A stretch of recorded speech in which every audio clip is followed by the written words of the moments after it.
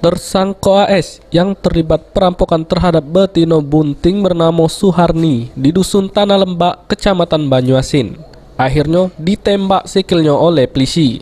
Mak ini tersangka jalani pemeriksaan di Polda Sumatera Selatan.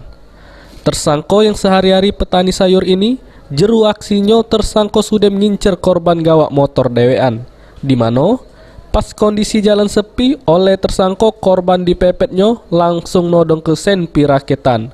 Terus ngerampas tas korban yang berisi duit 60 juta rupiah.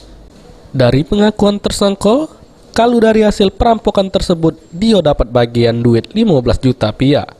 Sudem dipakai buat beli bibit sayur hidroponik. Hidroponik. Sama apa lagi? Udah ini aja. Itu aja. Nggak mungkin lah. 15 juta. Iya. Sama ini rangka baja. Rangka baja. Masih ada? Pot-potnya ini. Ada di rumah? Sudah dirakit, Pak. Sudah dirakit? Iya. Di rumahmu sana? Iya. Masa habis 15 juta? Satu batang 100. Hah? 100 batang. Tanaman apa 100 itu? batang? Oh, maka tanam sayur ini kamu? Sayur apa nih Pak ditanam? Oh, hidroponik sayur apa? Sawi. Dari hasil pemeriksaan terungkap tersangka melakukan aksinya bertiga, di mana tersangka merupakan otak pelaku perampokan. Kedua kawannya sudah ditangkap di Polsek, sedangkan sikok lagi masih dilakukan pengejaran polisi.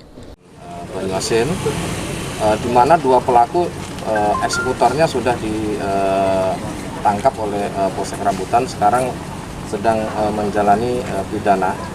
Ini adalah otaknya, dia yang menggambar ketika calon korban itu mempunyai uang, kemudian sering lewat.